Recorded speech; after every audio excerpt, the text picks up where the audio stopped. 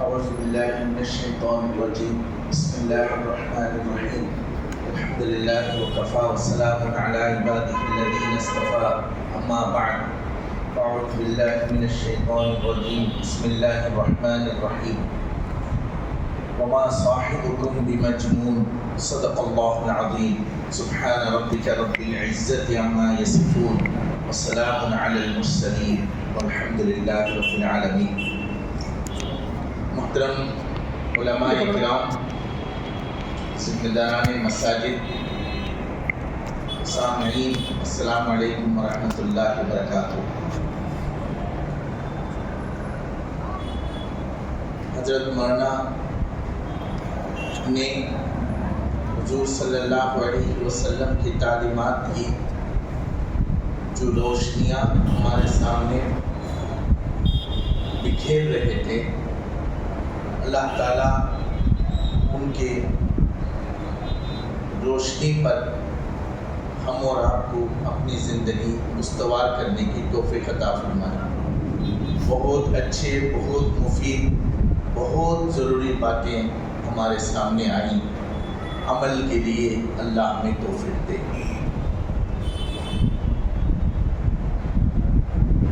ایک لفظ ہے سیرت.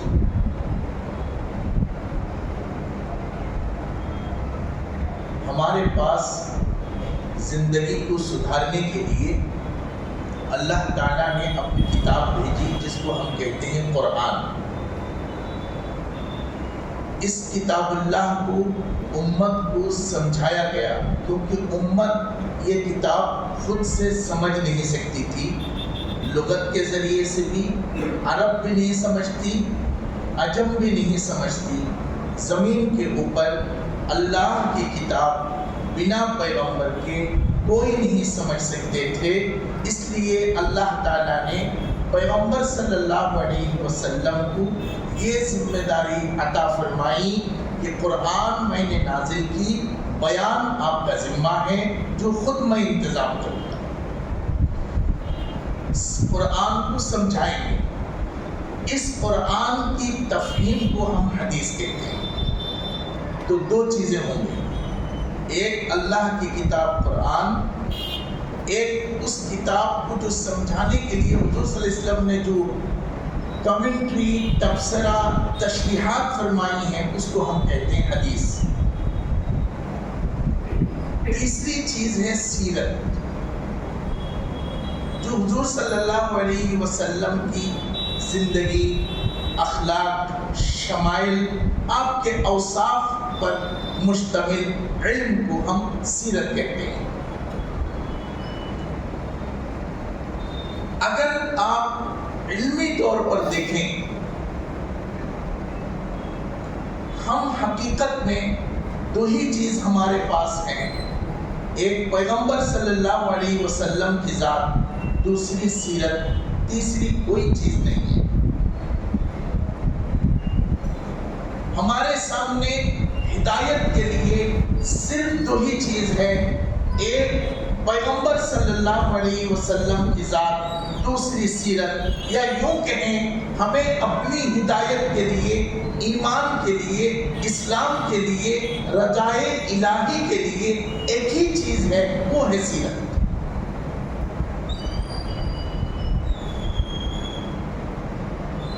جو سیرت کے نام سے جو چیز بیان کیے گئے وہ سیرت النبی ہے. حدیث شریف جو چیز دنیا کے اندر موجود ہے وہ حضور صلی اللہ علیہ وسلم کے اقوال، اعمال اور تقریر کو حدیث کہتے ہیں. حضور کے قول، حضور کے عمل، حضور صلی اللہ علیہ وسلم کے سامنے کیے گئے وہ کام جس پر حضور صلی اللہ علیہ وسلم نے رضا کا اظہار کیا، ان تینوں کو حدیث کہتے ہیں. وہ بھی سیرت ہو گئی. اب بچا قرآن. حضرت عائشہ صدیقہ رضی اللہ تعالی عنہا سے ایک شخص نے پوچھا کہ حضرت صلی اللہ علیہ وسلم کی سیرت بیان کیجئے، کیونکہ آپ حضر میں سفر میں ان کے ساتھ رہتی تھی، حضور کو آپ سے زیادہ کون جانتے، ہمیں اللہ کے رسول کی سیرت بیان کیجئے۔ حضرت عائشہ صدیقہ رضی اللہ تعالی عنہ آسمانی علوم کے ماہر تھیں، انہوں نے سامنے والے کو دیکھ کر سوچا اسے اگر میں امانت بولوں تو یہ پیاسا رہ جائے گا، اسے اگر میں حیا بولوں یہ پیاسا رہ جائے گا، اسے میں اگر انصاف بولوں تو یہ پیاسا رہ جائے گا، اسے اگر حضور کی تجارت سناؤں پھر بھی یہ پیاسا رہ جائے گا، اسے تشفی نہیں ہوگی، کوئی ایسا جواب اس کے لیے ہونا چاہیے جس سے اس کی پیاس بجھ جائے۔ چنانچہ حضرت عائشہ صدیقہ رضی اللہ تعالی عنہا نے فرمایا کانا خلقہ القرآن، اگر تمہیں سیرت جاننا ہو تو وہ قرآن ہے۔ سیرت بھی سیرت ہے، حدیث بھی سیرت ہے، قرآن بھی سیرت ہے۔ حضور کی یہ سیرت حقیقت میں انسانی ہدایت کی جو بنیاد ہے وہ سیرت ہے۔ سب سے زیادہ جو قطعی سیرت ہے وہ قرآن ہے، جو ظنی الدلالہ سیرت ہے وہ احادیث ہے، یا قطعی الثبوت قطعی الدلالہ ظنی الثبوت وہ احادیث ہے۔ ظنی الدلالہ ظنی الثبوت اس کو ہم سیرت میں رکھ سکتے ہیں، اتنا فرق کیا جا سکتا ہے، ورنہ ہدایت کی بنیاد، انسانی ہدایت کی منبع، سر چشمہ وہ صرف سیرت ہے۔ اس کے علاوہ نہ اس امت کی ہدایت ہوگی، نہ آدم علیہ السلام سے لے کر کسی امت کی ہدایت ممکن ہے۔ اللہ تعالیٰ نے 25 پیغمبروں کی یا ایک اختلاف کے ساتھ 26 پیغمبروں کے نام قرآن مجید میں ذکر کیے۔ جب بھی کسی ثانی قوم کا ذکر کیا تو اللہ نے کہا کہ ان کو حضرت لوط علیہ السلام کے سیرت سنا۔ جب بھی کسی ظالم قوم کی تشنیع اور تنبیہ کرنا مقصود ہوا 36 بار اللہ نے کہا ان کو موسیٰ علیہ السلام کی سیرت سناؤ۔ جب بھی کسی کی وفاؤں، محبتوں، تعلقات کو ہیٹ کرنے کی ضرورت پڑی تو کہا کہ وَاذْكُرْ فِي الْكِتَابِ إِبْرَاهِيمَ إِنَّهُ كَانَ صِدِّيقًا نَبِيًّا۔ اے محمد صلی اللہ علیہ وسلم ان کو سچی اور جھوٹ کی تعلیم دینی ہو، ابراہیم علیہ السلام کی سیرت سناؤ، ان میں وفاداری جاگے گی۔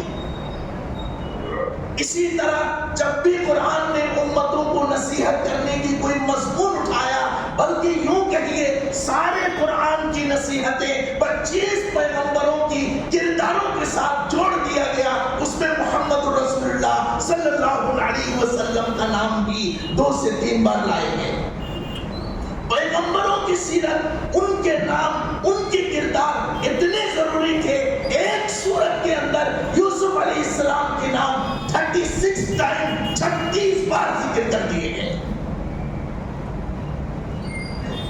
انسان کی رہنمائی حضرات انبیاء کے کردار میں ہے۔ رسول اللہ صلی اللہ علیہ وسلم کی جو زندگی ہے اس کو ہم 2 حصے میں تقسیم کر سکتے ہیں۔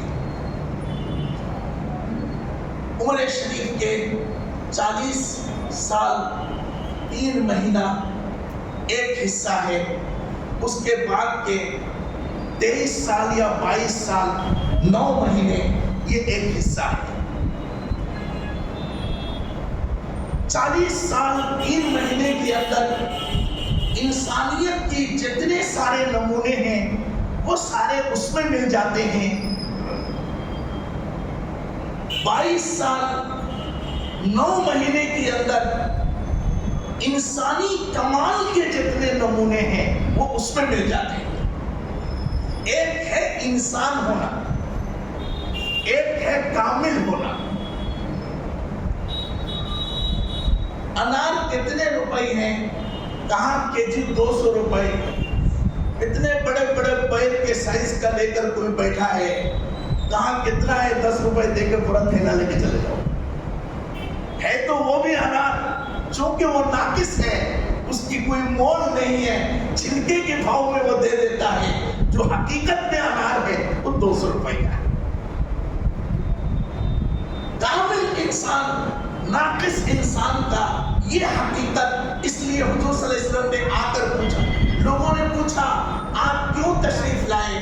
تو آپ نے فرمایا بعثت لأتمم مکارم الاخلاق, میں آیا ہوں تاکہ اخلاق کو مکمل کر دوں. انما بعثت لأتمم مکارم الاخلاق, میں اس لیے آیا ہوں تاکہ انسان کو اخلاقی اعتبار سے کمپلیٹ کر دوں.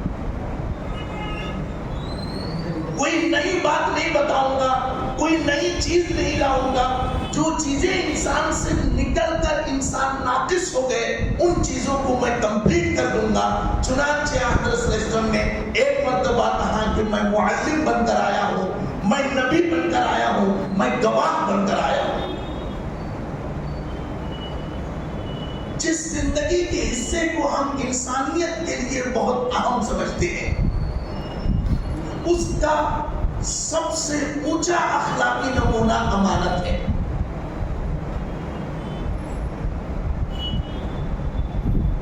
جس زندگی پر نبوت کی بنیاد پڑی, نیو پڑی, اس زندگی کی سب سے ہائی لائٹس جو ہے وہ امانت ہے. سچ حضور بولتے تھے, وفادار حضور تھے, حیا والے حضور تھے, صفات والے حضور تھے, نرم حضور تھے, حلیم حضور تھے, بردبار حضور تھے. جو کچھ آپ کو آتا ہے وہ سب حضور تھے. جو حضور تھے وہ ہم اور آپ کو آتا بھی نہیں ہے, اتنے سارے کامل تھے. فرمایا ان سب سے اونچی چیز امانت تھی. اس کی اہمیت اتنی بتائی گئی, ایک شخص نمازی ہو, روزہ دار ہو, حاجی ہو, اسلام کے تمام اعمال افعال پر عمل کرتا ہو, اگر اس کے پاس امانت داری نہیں ہے تو حضور نے فرمایا وہ ایمان والا نہیں. لا ایمان لمن لا امانت له, یا لا ایمان لمن لا عہد له. یہ چیز بنیادی چیز ہے. آپ کو لگتا ہے 50 سال آپ کے سامنے ہم امامہ باندھے رہتے ہیں, جبہ پہنے رہتے ہیں, ہزاروں قسم کی خدائی کی دعویٰ کیے ہوتے ہیں, لاکھوں چمتکار کیے ہوتے ہیں, آپ کے اوپر اپنی دھاک جمانے کے لیے ہزاروں قسم کے بھائی. اللہم صلی علی محمد.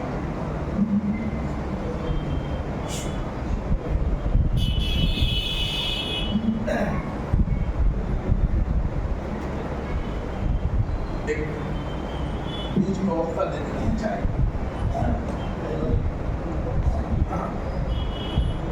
درود شریف. اللہم صلی علی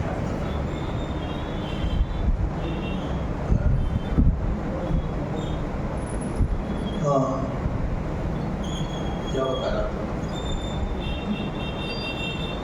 اللہم صلی علی محمد وعلی آل محمد کما صلیت علی ابراہیم وعلی آل ابراہیم انک حمید مجید. اور بچوں کو ڈرائیں اس ہم آپ کے درمیان مختلف قسم کے اپنے آپ کو پروجیکٹ کرتے ہیں, امامہ باندھ کر, جبہ پہن کر, ہزاروں کرشمہ دکھا کر, بہت کچھ کر کے خدائی کی جگہ بیٹھتے ہیں, کبھی ان کی جگہ بیٹھتے ہیں, کبھی اس سے کبھی اس سے. آپ کے اوپر مسلط ہونا چاہتے ہیں تاکہ آپ ہمارے پیچھے آئیں, میری باتیں سنیں, مجھ پر متاثر ہوں. لیکن وقت پڑنے پر نہ ہمارا کوئی چیز, نہ آپ کا کوئی چیز, کوئی کسی کا کچھ نہیں سنتا. ایک شخص آ کر ایک دم سے کہے کہ تمہارا جس بات پر تم عبادت کرتے ہو غلط ہے, تم کفر میں ہو, تم بالکل جہنم میں جاؤ گے, اگر تم کو نجات پانا ہو ایک اللہ کی عبادت کرو. اتنی آسانی سے لوگوں نے قبول کر دیا ہوتا.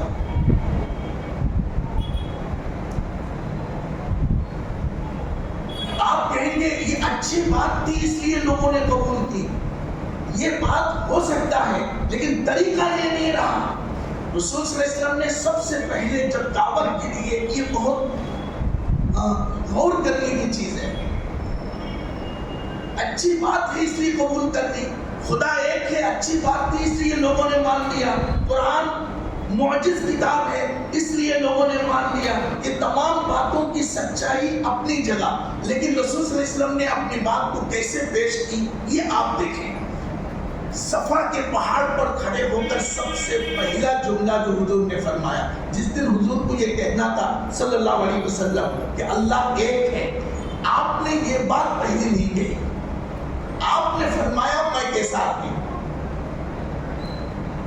لوگوں سے آپ نے کہا کہ لوگوں 40 سال تمہارے درمیان گزارا ہوں، میں کیسا آدمی ہوں۔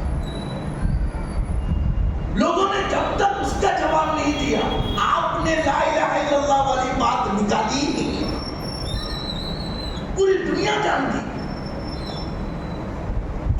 من انا فیکم کیسا ہوں۔ اور یہ اکیلی بات نہیں ہے، ایک مرتبہ لوگوں نے حضور صلی اللہ علیہ وسلم کو جب مکمل طور پر ٹائٹ کر دیا، ہر طرف سے لابی کر دی، دعوت میں نہیں جانے دیے، باتیں بتانے نہیں دیے، ساتھیوں کو قید کر لیا، ایک حساب سے ٹریپ کر لیے ہر طرف سے، تو اس وقت حضرت صلی اللہ علیہ وسلم یہ نہ کہہ سکے، یہ کہنے کی آپ نے کوئی کوشش نہیں کی کہ دیکھو میں نے چاند کو ٹکڑے کر دیے، اونٹ کے اندر دودھ لا دیے، 5 بکریوں کو ہم نے دودھاری بنا دی۔ آپ نے فرمایا وَقَدْ لَبِثْتُ فِيكُمْ عُمْرًا، کہ میں نے ایک بڑی زندگی تمہارے درمیان گزاری ہے۔ میری باتیں نہ ماننے کی کیا وجہ؟ کیا میں نے کبھی تمہارے درمیان کبھی جھوٹ بولا ہے؟ کیا میری باتوں سے تم کو کبھی نقصان ہوا ہے؟ لوگوں ایک سچائی کی طرف آؤ، ایک کلیئر واضح کنسپٹ کی طرف آؤ، جذباتی ہونے کی ضرورت نہیں۔ اللہ کے رسول نے فرمایا میں تمہارے درمیان ایک لمبی زندگی گزاری، یہ قرآن نے ترجمہ کیا۔ بات کیا پتہ چلی؟ اس دین کو لے کر آگے بڑھنا ہو، دین کا اچھا ہونے سے فائدہ نہیں ہے، باتوں کے اچھے ہونے سے فائدہ نہیں ہے، جملوں کی چسپاں ہونے سے فائدہ نہیں ہے۔ جس بیرل سے کارتوس نکال رہا ہے وہ بیرل بہت اچھا ہونا ضروری ہے۔ حضور نے ہاتھ لگا دیا، بکری جداری ہو گئی، ہم بکری پر پوجے پاٹ کر دیں تو بکری ہلتی نہیں ہے۔ اس کی وجہ یہ قرآن وہی ہے، نورانیت وہی ہے، ہاتھ وہی ہے۔ کہاں امانت دار ہاتھ، کہاں جھوٹے ہاتھ، کہاں صادق زبان، کہاں جھوٹی زبان، کہاں محبت کے دل، کہاں نفرتوں، کینوں، کروٹوں کا دل۔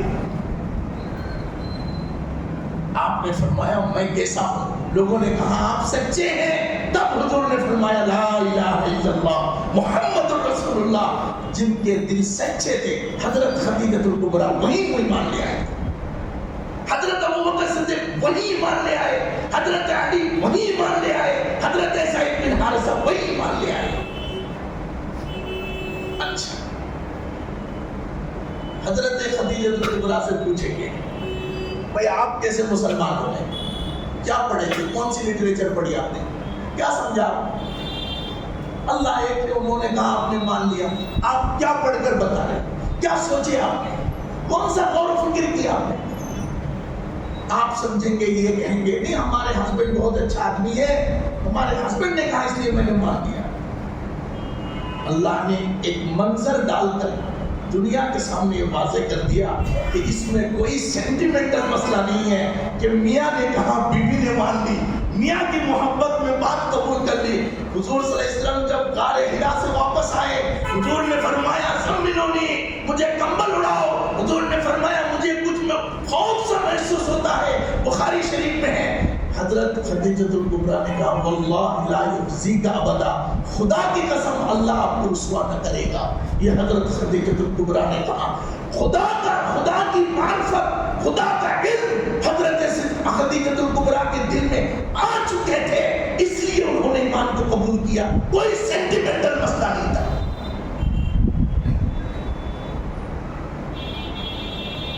حضور کی امانت داری نے سامنے والے کو ہرا دیا۔ 100 نمازیں پڑھنا آسان ہے، امانت دار بننا مشکل کام ہے۔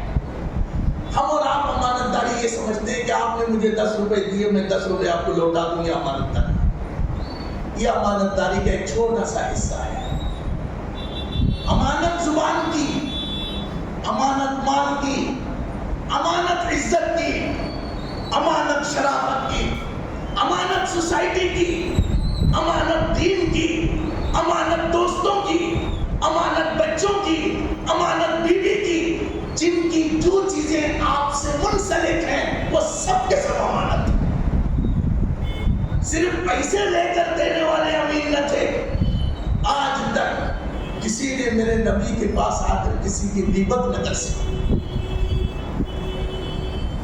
حضور نے فرمایا اس کی عزت میرے پاس امانت ہے، اس کی برائی اس کی نہ ہونے کی حالت میں نہیں سنوں گا۔ اس کی عزت امانت ہے، وہ مجھے دوست مانتا ہے، میرے ذریعے سے وہ کبھی انسلٹ نہیں ہوگا، میری وجہ سے وہ کبھی بے عزت نہیں ہونا چاہیے۔ حق سمجھتے تھے۔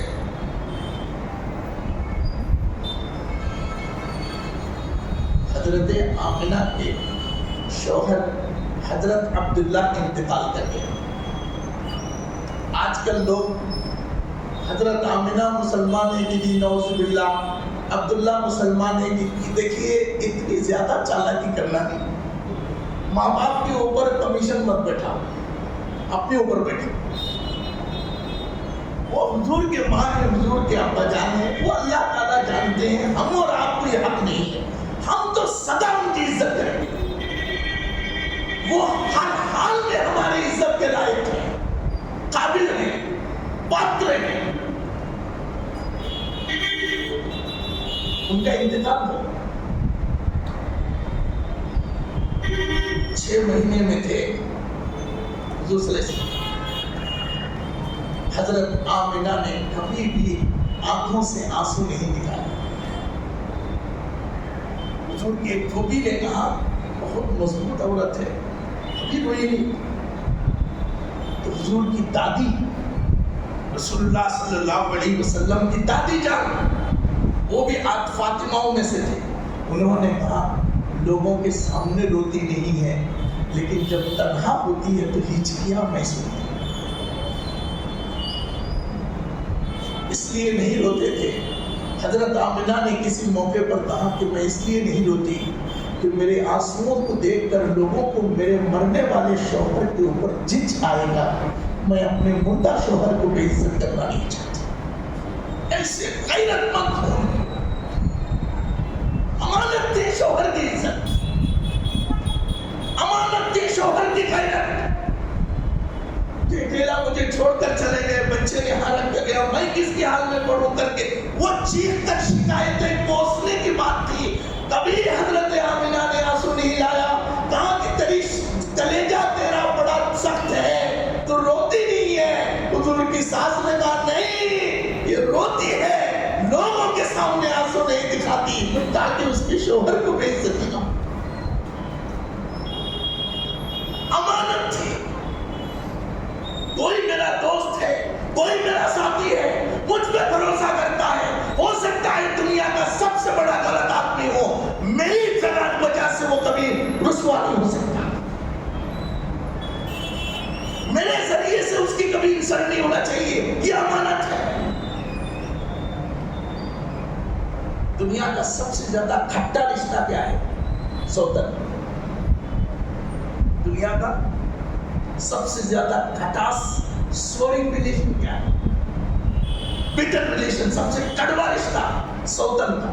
یہ کبھی بھی ملنا بہت مشکل ہے، لفظی سے پریشانی شروع ہو جاتی ہے سوتن کی۔ آقا صلی اللہ علیہ وسلم کے گھرانے تھے۔ حضرت عائشہ صدیقہ رضی اللہ تعالیٰ عنہ ایک معاملے میں ہمارے امی جان کے ساتھ بہت بڑے دکھ کا مسئلہ آ گیا۔ حضرت عائشہ 7 دن تک اپنے گھر پہ روتی رہی۔ حضور صلی اللہ علیہ وسلم نے حضرت عائشہ سے گفتگو نہیں کی۔ تنہا دکھیاری چھوٹی، تنہا دکھیاری خاتون تھی، 7 دن کے بعد اپنے میکے آ گئی۔ ان کی ماں نے بھی بات کرنی چھوڑ دی، حضرت ابو بکر نے بھی بات کرنا چھوڑ دیا۔ حضرت عائشہ تنہا ہو گئی۔ یوں بستر پہ لیٹ گئی، 8 دن تک وہ سر نہ اٹھاتی تھی۔ پہلے سے جسم کی جو حصہ تھا، اس غم کی وجہ سے جو حال ہوا ہوگا اللہ بہتر جانتا ہے۔ خدا نے امتحان لینے کے لیے بھی نہ آپ کو چھنا نہ مجھے چھنا، اس کو چھنا جس نے پوری زندگی خدا کی محبت میں لٹا دی، اپنی بچپن لٹا دی، جوانی لٹا دی، کھیل کود کی عمر لٹا دی، اپنی چہچہاتی عمر لٹا دی، ماں باپ کی کھاتوں میں کھیلنے کی زمانے لٹا دی۔ اللہ نے بھی اپنے محبوب کو چنا، تو کیسے لوگوں کو چنا؟ جس ہم اور آپ کو اللہ نے نہیں چنا، ان کو چنا اپنے امتحان کے لیے۔ جن کی دنیا عزت ہوتی ہے ان کے لیے بے عزتی موت ہو جاتی ہے۔ جس کو جتنا مطلب تھا نکالتا تھا۔ ایک سوتن سے اگر پوچھیں کہ بھئی تمہارے شوہر کی جو چھوٹی بیوی ہے کیسی ہے، تو وہ کہیں گے آنکھیں ایک ہیں لیکن یہاں پڑی ہوئی ہے، رنگ گورا ہے لیکن بالکل وہ پیچیس کی طرح ہے، گردن لمبی ہے لیکن دیکھنے میں بالکل بندر دکھتی۔ سوتن کی کوئی تعریف کر سکتی؟ اتنا کلیجہ کسی کے پاس ہے؟ بولنے میں لوگوں نے کہا دیکھو میرا بیٹا ایک بار صبح کو کھاتا ہے، دوسری بار دوپہر میں، پھر شام کو کھاتا ہے، اور اس کا بیٹا دیکھو صبح شام کھاتا ہے۔ میرا بیٹا ایک بار صبح کو کھایا تو پھر دوپہر میں کھاتا ہے، پھر دوپہر میں کھایا تو پھر شام کو کھاتا ہے، اور اس کا بیٹا صبح شام کھاتا ہے۔ یہ سوچنا تو حضور صلی اللہ علیہ وسلم پوچھتے یہ جو حضرت عائشہ کے بارے میں کیا معاملہ ہے؟ اپنے حساب سے لوگ اپنے ہاتھ صاف کر رہے تھے، اپنا تلوار دھار کر رہے تھے۔ حضور صلی اللہ علیہ وسلم نے حضرت زینب سے پوچھا، یہ دونوں اسٹل حضور کے نکاح میں تھے، سب سے زیادہ حضرت زینب ڈومیننٹ تھے، مضبوط تھے۔ اس سے پہلے بہت سی باتیں حضرت زینب کی طرف سے آ چکی تھی۔ حضور صلی اللہ علیہ وسلم نے بھی بڑی احتیاط سے پوچھا کہ تمہارا کیا خیال ہے؟ حضرت زینب نے کہا خدا کی قسم اب تک ان کے بارے میں نے جو پہلے جو بھی کہی پکانے کا بات کرنے کا وہ اپنی جگہ، عائشہ اچھی لڑکی ہے، اس سے اچھی کوئی لڑکی نہیں ہے۔ اللہ کے رسول بستر میں رو پڑے۔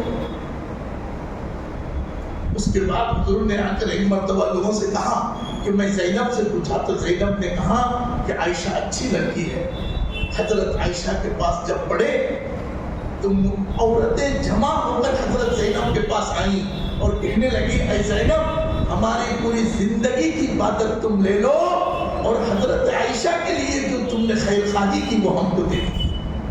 اللہ نے تم پر ایسی رضا کی۔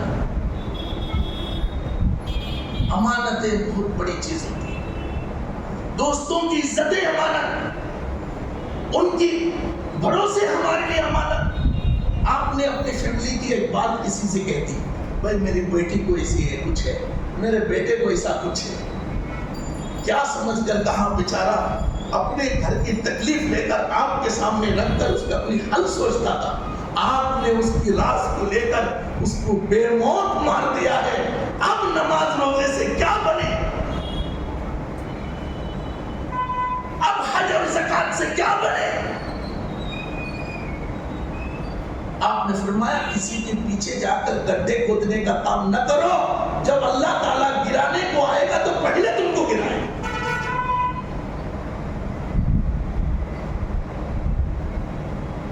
غیبتوں کی علامتوں سے رسول صلی اللہ علیہ وسلم نے جھجک کر دی۔ آپ کس طرح کے امین تھے؟ آپ کی ماں امین تھی، آمنہ نام ہے، آپ کے ابا امین تھے، حضور صلی اللہ علیہ وسلم کی وجود امانت ہے۔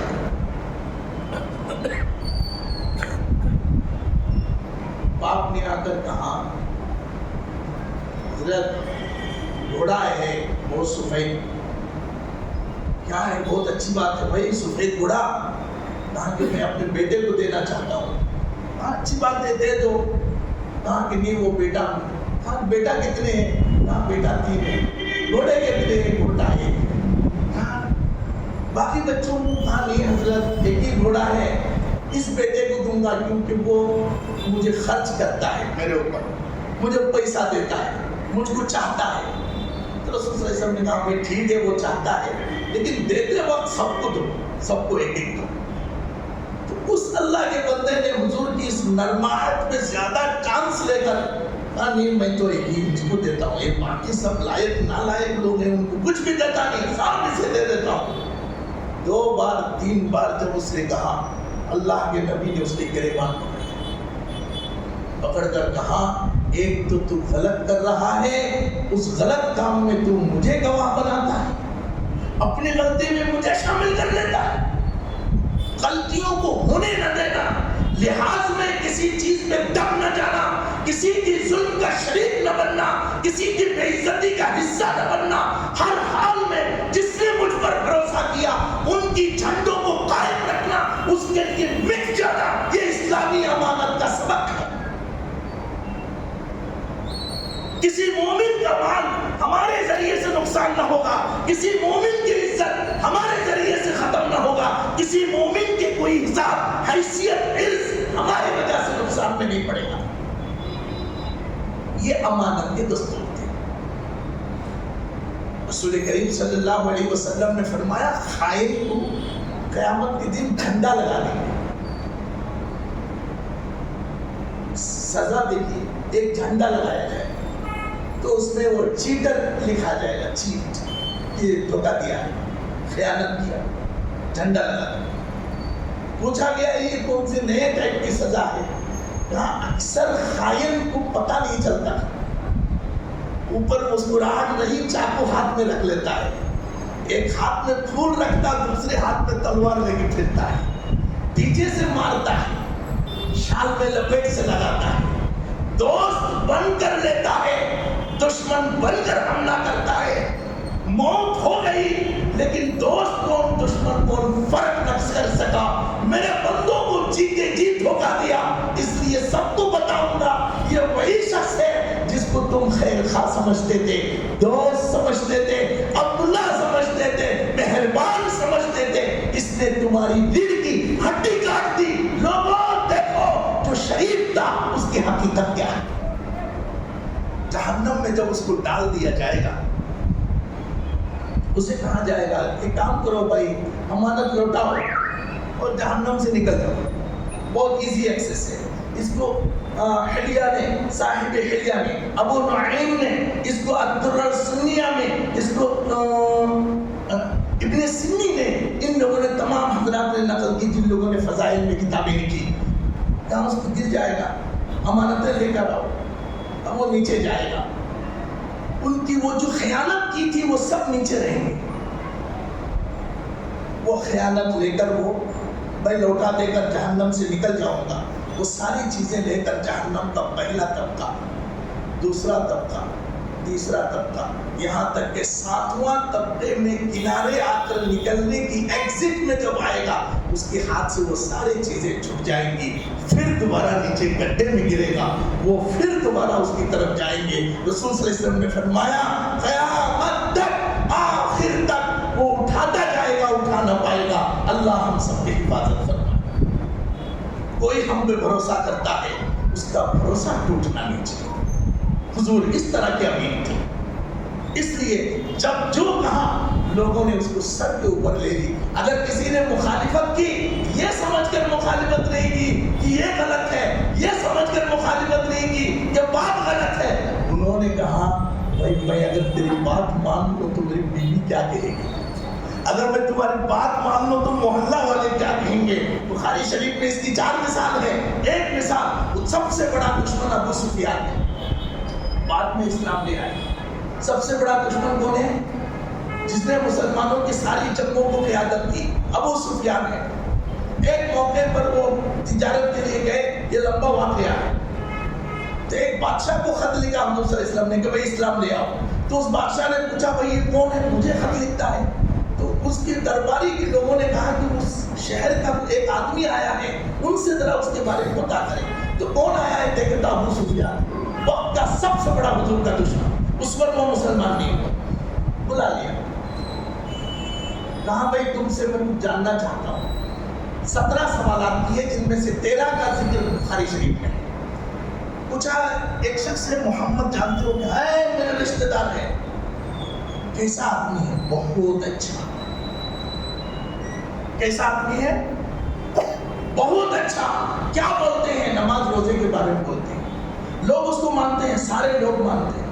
کہا تم نے کیوں نہیں مانی؟ کہا نہیں وہ میری باری نہیں آئی، مجھے توفیق ہی نہیں ہوئی۔ یہ بات بولنا چاہ رہا تھا، اگر میں مان لوں تو چونکہ میرے محلے میں میں مکھیا ہوں، لوگ کہیں گے ڈر کے مارے اس کی بات مان۔ حضرت ابو طالب زندگی پر محبت فرماتے رہے، موت کے وقت لوگوں نے کہا کہ کلمہ پڑھ لو، حضرت نے کلمہ پڑھ لیا ہوگا، لیکن اس کے اوپر بعد میں لوگوں نے آ کر کہا کہ ابو طالب اپنے بھتیجے کی بات کو مان نہ لینا، ورنہ محلہ والے کہیں گے دیکھو بھتیجے کی محبت میں پھسل گیا۔ یہ جو لوگ نہیں مانے وہ حضور کی انکار پر نہیں مانے، ایسا نہیں ہے، حضور کی باتوں کو انکار نہیں کی، ان کی سوشل مجبوری تھی۔ جس طرح ہم بہت سے کام، ناجائز کام، حرام کام کر دیتے ہیں اپنے بچوں کی منہ دیکھ کر، بیوی کی لحاظ میں آ کر، سوسائٹی کی لحاظ میں آ کر، اس طرح انہوں نے بھی کی۔ ہم میں ان میں فرق ہونا چاہیے یا نہیں ہونا چاہیے، اس کا فیصلہ آپ کر دیں گے، ہم آپ کو مان لیں گے۔ لحاظ میں آ کر غلطیاں انہوں نے کی، وہ مشرک ہے، لحاظ میں آ کر غلطیاں میں کروں تو میں کیا ہوں، آپ فیصلہ کریں۔ جو حقیقت تھے، آزاد تھے، انہوں نے بات مانی۔ اللہ ہم سب کو اپنی اخلاق کے اندر اس چیز کو رکھنے کی توفیق عطا فرمائے، سب چیزیں ٹھیک ہو جائیں گی۔ اس پر امانت کا چھاپ رکھ دینا چاہیے، یہ ٹھیک ہے، اچھے کلچر کا، اچھے مینرز کا، اچھے اخلاق کا۔ 23 سالہ زندگی کے اندر جو چیز ہے وہ ہے، حضور نے فرمایا کہ انسان کی ترقی قیادت سے مشروط ہے۔ لیڈرشپ کے بغیر انسان ترقی نہیں کر سکے گا۔ یہ رسول صلی اللہ علیہ وسلم کا زندگی کا اہم عنوانات میں سے ایک عنوان کہ بنا قیادت کے انسان نہیں کوئی چیز ترقی نہیں کر سکے، بنا قیادت کے ڈاکہ نہیں ڈال سکتے، بنا قیادت کے چوری نہیں کر سکتے، بنا قیادت کے قتل نہیں کر سکتے، بنا قیادت کے سراغ نہیں ڈال سکتے، بنا قیادت کے آپ کی انفارمیشن ٹیکنالوجی نہیں چلے گی، اسمبلی نہیں چلے گی، آپ کی کوئی چیز نہیں چلے گی۔ آپ کچھ بھی بناتے ہیں کہ یہ ہیڈ ماسٹر ہے، آپ کہتے ہیں مانیٹر ہے، یہ ٹیم لیڈر ہے، یہ ایکس وائی زیڈ ہے۔ قیادت کے بغیر دنیا کی کوئی چیز نہیں چلے گی۔ سارے پیسنجر ہٹا کٹا پہلوان، ٹھیک ہے، ڈرائیور کو دکھتا نہیں آگے، سفر اچھا گزرے گا، سفر اچھا گزرے گا، ڈرائیور کو آنکھیں نہیں دکھتی، سارا پیسنجر پہلوان کا ہے، جگہ جا کے مار دیں گے، سارے پہلوان چکری ہو جائے گا، سارے پیسنجر اندھا، ڈرائیور آنکھیں والا، سارے اندھے اپنی جگہ پر پہنچ جائیں گے۔ قیادت کی اہمیت ہے۔ رسول صلی اللہ علیہ وسلم نے فرمایا میں رسول، سب چھوڑو، فرمایا میں رسول۔ حضور نے فرمایا میں نبی ہوں، پہلے مجھے رسول مان لو، نماز 10 سال بعد پڑھنا، روزے 12 سال بعد رکھنا، زکات 16 سال بعد رکھنا، حج 20 سال کے بعد جا کر کرنا۔ حضور ان 20 سال میں بہت سے لوگ مسلمان ہو کر بھی بنا حج کے مر جائیں گے۔ حضور نے کہا کوئی پرابلم نہیں ہے، مجھے رسول مانو، بس میں رسول ہوں۔ اللہ نے کہا رسول ہونے کا مطلب معلوم ہے؟ کہا کیا؟ ہم پیچھے پیچھے چل رہا، جہاں قدم رکھے جو کہے جیسا سونا ویسا سونا، جیسا اٹھنا ویسا اٹھنا، جیسا بیٹھنا ویسا بیٹھنا. تمہاری اپنی کوئی خواہش نہیں رہے گی، صرف میرے نبی کی خواہش، میرے نبی کی سنت. قیادت ہونی چاہیے، اس کی اہمیت بہت ہے. یہاں تک کہ حضرت صلی اللہ علیہ وسلم نے فرمایا میں نے جس دین کو لے کر آیا ہوں اس دین کا نام اسلام ہے. اسلام کا مطلب یہ میں کچھ نہیں ہوں بھائی صاحب آپ کیا بولتے ہو. یا علماء اکرام میں میں تو پڑھا لکھا بھی نہیں ہوں، اچھے عالم لوگ ہیں، لغتدان لوگ ہیں. اسلام کا مطلب سپردگی ہے، اسلام کا مطلب ڈیڈیکیشن ہے، اسلام کا مطلب خود کو حوالے کر دینا ہے. آپ حضرت نماز کیسے پڑھنا یہ نہیں ہے، کپڑے کیسے پہنتے وہ بھی پوچھ لیتے تھے. حضرت میں یہاں شادی کروں کیا پوچھ لیتے تھے. حضرت میں استنجے میں جاؤں کیا پوچھ لیتے تھے. حضرت چپل پہنوں کیا پوچھ لیتے تھے. حضرت میرے بچے مر گئے رو کیا یہ بھی پوچھ لیتے تھے. اگر حضور کہے تو آنسو ہے، حضور نہ کہے تو آنسو نہیں ہے. لا يؤمن أحدكم حتى يكون هواه تبعا لما جئت به. ایمان والو، وہ نماز روزے حج زکات کے ساتھ مسلمانوں، اللہ کی قسم تم مومن نہیں ہو اس وقت تک، اللہ کی قسم تم مومن نہیں ہو اس وقت تک جب تک تمہارا نفس میرے بادلائی ہوئی باتوں کا تابع نہ ہو جائے.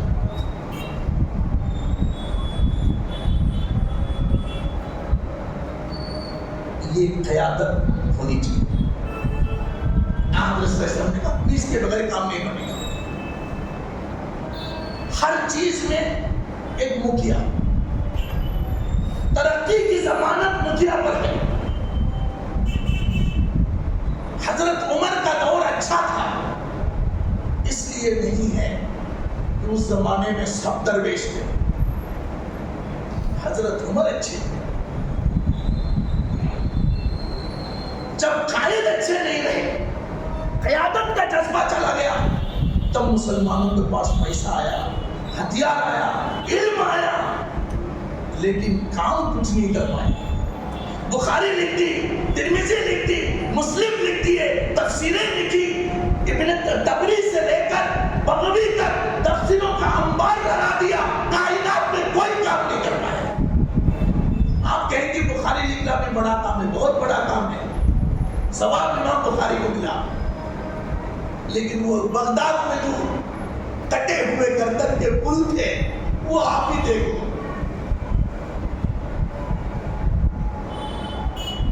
علم میں ترقی کی، مال میں ترقی کی، باقی تمام چیزوں نے ترقی کی، اعلاء کلمت اللہ نہیں ہوا.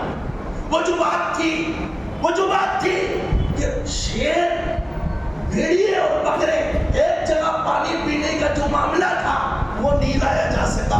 حضرت شیخ عبد القادر جیلانی آئے، حضرت بایزید بستامی آئے، حضرت معروف کرزی آئے، ابو الحسن خرقانی آئے، بڑے بڑے اولیاء کرام آئے، سب کچھ آتے رہے. دین کی جو بلندگی تھی صرف قیادت ایسی چیز ہے. اللہ نے اپنے نبی کے ذریعے سب سے پہلے اطاعت کا جذبہ رکھ کر حضور کو قائد کے طور پر سامنے رکھا. اور یہ عرب جو ہے ہمارے جیسے قوم نہیں ہے.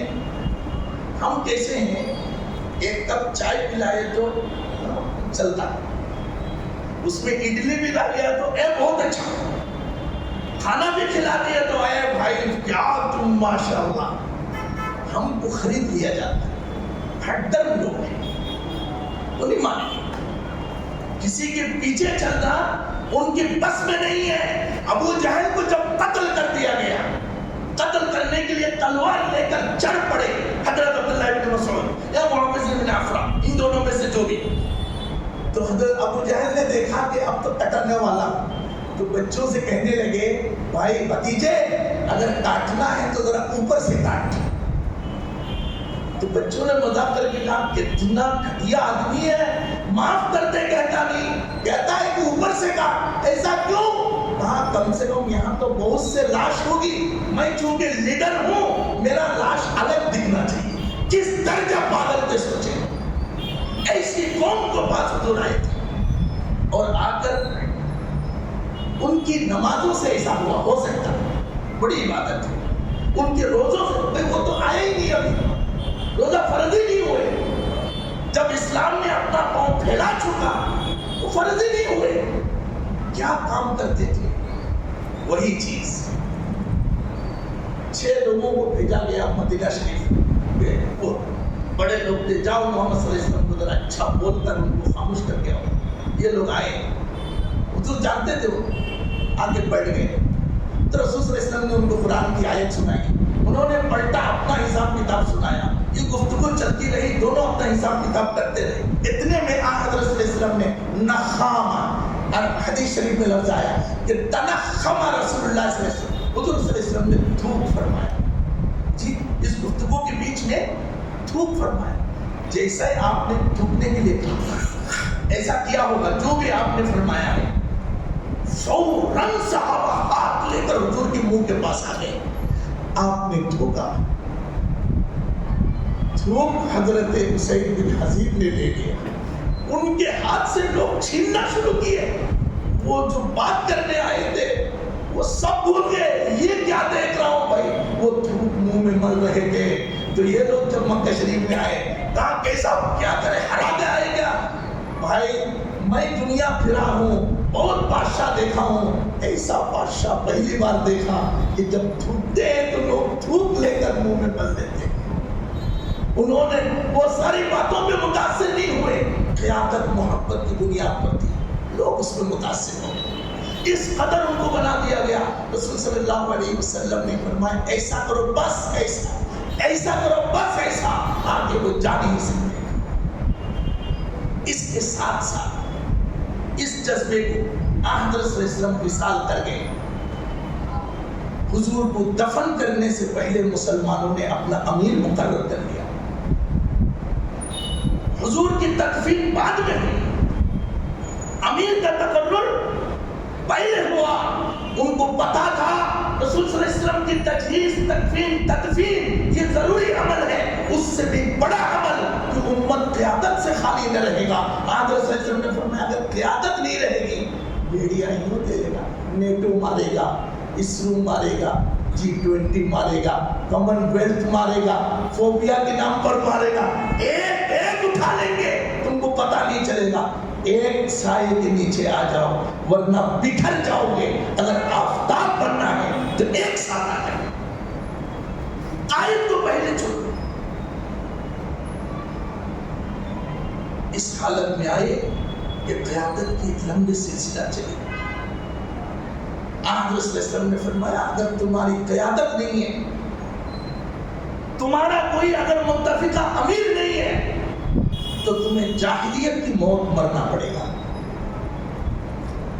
تم کو بھیڑیا اچک لیں گے۔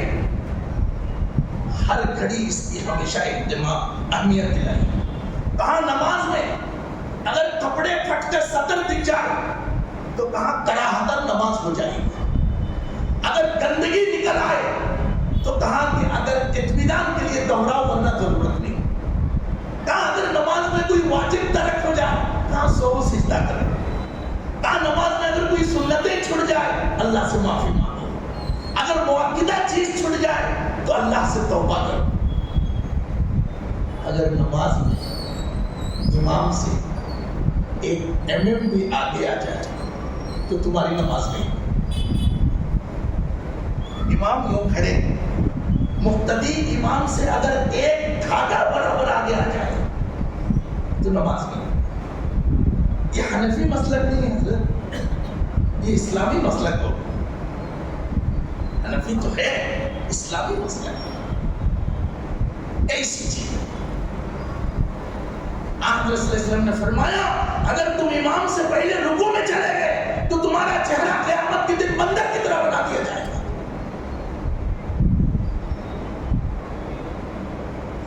یہ حقیقی طور پر یہ جذبے کو قائم کیا گیا.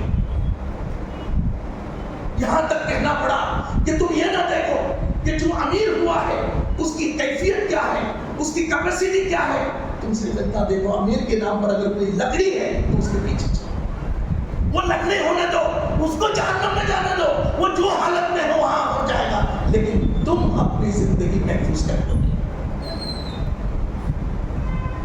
اس لیے دوسری چیز جس کی طرف رسول صلی اللہ علیہ وسلم نے امت کے اندر ابھارا وہ ہے اتحاد اور قیادت. آپ 5 چیزوں کے حکم دیتا ہوں, السمع والطاعت, نماز کو باندھ کے رکھا, سنو اور مان کر چلو, سنو اور مان کر چلو. صحابہ میں لڑائیاں ہو جاتی, اگر ہو, ہم تو نہیں کہیں گے ان میں کوئی لڑائی, وہ بڑے محبت والے, لیکن آپس میں بات آ جاتی تھی. ان کی سب کچھ الگ الگ ہوتے تھے. نماز میں اختلاف تھا, روزے میں اختلاف تھا, تکبیر میں اختلاف, جنازے میں اختلاف, طلاق میں اختلاف, نکاح میں اختلاف, روزے میں اختلاف, زکات میں اختلاف, نصاب میں اختلاف, نصاب کی حد بندی میں اختلاف, حولان حول میں اختلاف. تمام مسائل کے اندر تقریباً مسائل میں صحابہ میں اختلاف رہا. قرآن کی تفسیر میں بھی اختلاف, لیکن سب ٹوٹے, قیادت نہیں ٹوٹی. حضور نے فرمایا اثر کی نماز پڑھو. کچھ لوگوں نے نماز پڑھ لی, کچھ نے نہیں پڑھی, لیکن مل کر نہیں. ان کی اس اختلاف کو لیجیٹیمائز کر کے قرآن نے کہا کہ تم, اللہ نے کہا, حضور صلی اللہ علیہ وسلم نے اس کو تقدیساً بیان کی, انزل القرآن علی 7 احرف. الگ الگ لہجے, الگ الگ طریقے ہو سکتے ہیں, لیکن قیادت میں کبھی پھوٹ نہیں آنی چاہیے. آج امت یہ چاہتی ہے کہ بھئی ہم اچھے بنے. بھئی کیسے بنے؟ بھئی نماز کی طرف توجہ دو, روزے کی طرف توجہ دو, بھئی حج اور زکات کا اہتمام کرو. بھائی یہ 3 چیزوں سے پہلا کام ہے کہ بھئی ایک کے پیچھے آؤ. ایک کے پیچھے آنے کا کام کرو.